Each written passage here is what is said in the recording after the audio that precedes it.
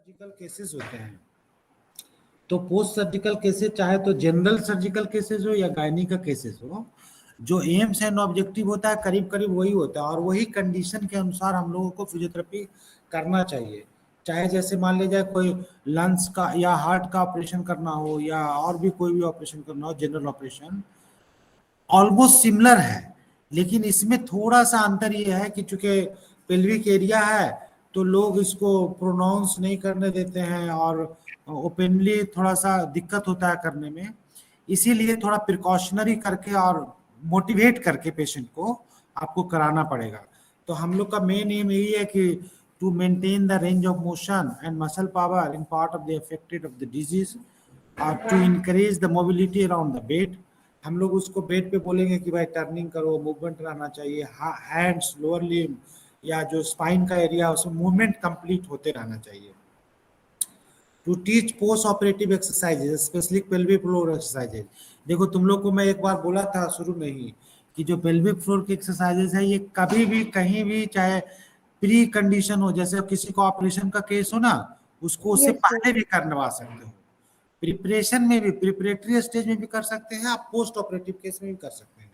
तो सबसे safe exercises यही है जनाब, है ना। To relieve the post operative pain using the TENS या कोई इंफ्रारेड रेडिएशन जैसे हीट थेरेपी करके अभी हम लोग उसको चाहें कि मैंने चूंकि उसमें पेन कम होने के लिए।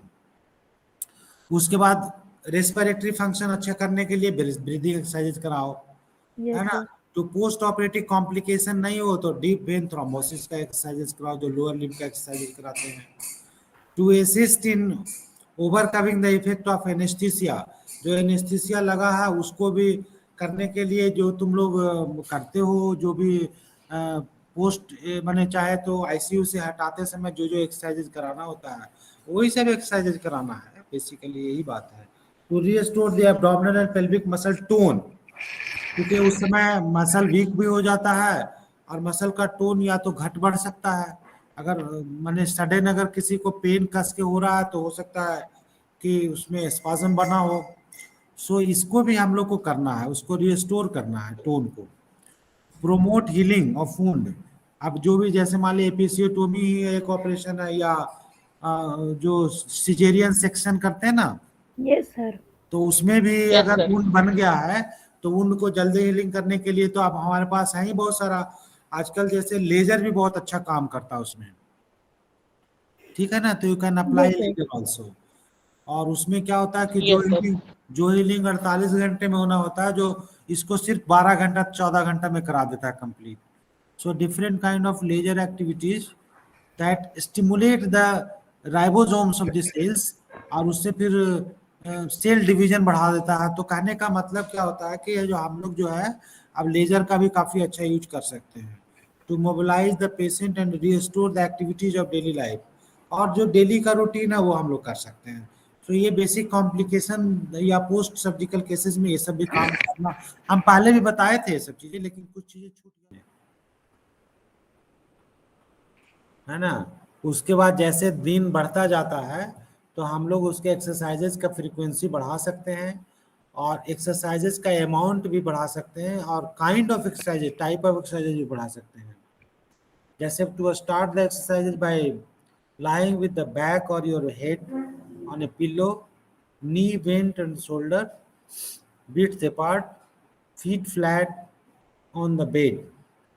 जैसे एब्डोमिनल एक्सरसाइजेज कराओ, पेल्विक टिल्टिंग एक्सरसाइजेज कराओ, interior tilting poultry lateral tilting भी करा सकते हो, नी रोलिंग करा दो। उसके बाद पेल्विक फ्लोर की एक्सरसाइजेज तो कॉमन है ही, तो हर समय कराना है, समझते हो कि नहीं बात को। पेल्विक फ्लोर एक्सरसाइजेज कोई भी गायनी का कंडीशन या ऑब्स का कंडीशन है, सबसे सेफ और सबसे ज्यादा कराने की जरूरत है, समझते हो कि नहीं बात को। Yes sir. जैसे pelvic floor support the abdominal and pelvic organ and hold them closed securely when coughing, sneezing, jogging, etc. So it is important that they are the efficient, healthy and strong. सो इसके इसीलिए कहने का मतलब अगर इसको हम week करके रखेंगे तो हमारे जितने भी ऑर्गन्स हैं खास करके वो सारे यहीं से बने वेट लेकर के रहता है। If not exercise regularly they will weaken and become less effective, possibly resulting in urinary continence and prolapse, है ना, pregnancy, the natural aging process. And gynecological surgery will put added a stress on these muscles. ठीक है, Yes, तो sir. ये सब इसका complication होगा अगर आप Yes.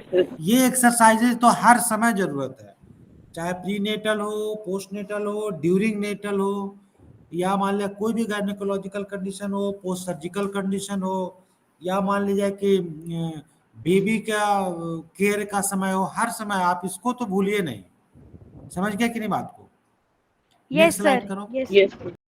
थेरेपी करना है, उसके बाद मैंने देखो मैं बेसिकली क्या होता है ना, हम लोग के पास 3-4 मैटर है जिसको कि इम्पोर्टेंट होता है पोस्ट मैंने गायनेकोलॉजिकल कंडीशन में।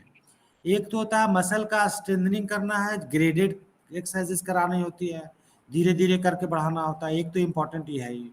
दूसरा क्या होता है ना कि ऐसे केसेस में मसल पंपिंग का कमी हो जाता है, जैसे खास करके ओल्ड एज में क्या होता है कि जो नीचे से कंडीशन होता है उसमें हमको ये समझना पड़ेगा कि कैसा कंडीशन है और कितना कंडीशन है, और इस कंडीशन के लिए हम लोग को क्या क्या चीज का ध्यान रखना है। जैसे सबसे पहले तो हमको यही ध्यान रखना है कि जो भी गायनेकोलॉजिकल कंडीशन होता है उसको उसके बारे में सोशल और इमोशनल एस्पेक्ट समझना होगा कि कितना इम्पैक्ट पड़ता है उस पर्सन के ऊपर। दूसरा बात ये देखना होगा कि जो कंडीशंस है उसके संबंध में कौन कौन से एनाटॉमिकल और फिजियोलॉजिकल कंडीशंस होते हैं, जैसे आपको उसका प्रॉपर एनाटॉमी पता होना चाहिए, उसका प्रॉपर फिजियोलॉजी पता होना चाहिए, जो कि आप लोग मैंने एमपीटी में हमारे समझ से पढ़े होंगे, है ना, एडवांस है कि ये हम लोग ठीक कर सकते हैं। कुछ ऐसे कंडीशन होते हैं जैसे थेरेपेटिक कंडीशन होते हैं, मैंने उसमें ट्रीटमेंट की फिजियोथेरेपी की कंडीशन की आवश्यकता है ही। और वो कैसे कंडीशन होते हैं, जैसे यूरिनरी इनकॉन्टिनेंस है ना, क्रोनिक पेन है, खास करके जो पेल्विक इन्फ्लामेटरी डिसऑर्डर्स होते हैं, यूरेथ्रा का कंडीशन होता है। उसके बाद कुछ ऐसे कंडीशंस होते हैं जैसे डीप वेन थ्रोम्बोसिस का कंडीशन है, या डिस्मेनोरिया। डिस्मेनोरिया भी तुम लोग समझते हो, ये भी एक तरीके का पेनफुल कंडीशन है। Yes, sir. उसके बाद पोस्ट नियो, है ना, पोस्ट मेनोपॉजल Yes, sir. उसके बाद कुछ रिहेबिलिटेटिव केस आता है। रिहेबिलिटेटिव का मतलब हम लोग को काफी दिन तक लगे रहना पड़ेगा इस केस में, जैसे खास करके बैक पेन का कंडीशन है। उसके बाद डीप वेन थ्रोम्बोसिस का केस होता है, या पोस्ट मेनोपॉजल कंडीशन होता है। अब इन सब केसेस को जब हम समझ जाएंगे बहुत अच्छे तरीके से, इसकी फिजियोलॉजी, एनाटॉमी, तब जा करके हम लोगों को ये चाहिए कि कौन कौन से केस को कैसे कैसे ट्रीट करना है। तो एक कॉमन केस तुम लोग को बोले थे, खास करके जो पेल्विक फ्लोर का मेजरमेंट करना है, how much strength in the pelvic floor, तो इसके लिए हम क्या बोले अभी, कौन सा इंस्ट्रूमेंट बताए तो थे, कौन सा, पेरिनियोमीटर। सो पेरिनियोमीटर का क्या काम है कि इट इज ए इंस्ट्रूमेंट, ये कुछ नहीं है, एक मशीन ऐसा है जो कि प्रेशर को इंस्ट्रूमेंट मेजर करता है। और ये जो मेजर करता है बेसिकली, जैसे हमने भी जैसे ब्लड प्रेशर कैसे मेजर करता है कि उसके जो आर्टरी पर कितना प्रेशर पड़ रहा है फ्लो का, वो मेजर कर लेते हैं, एंड दैट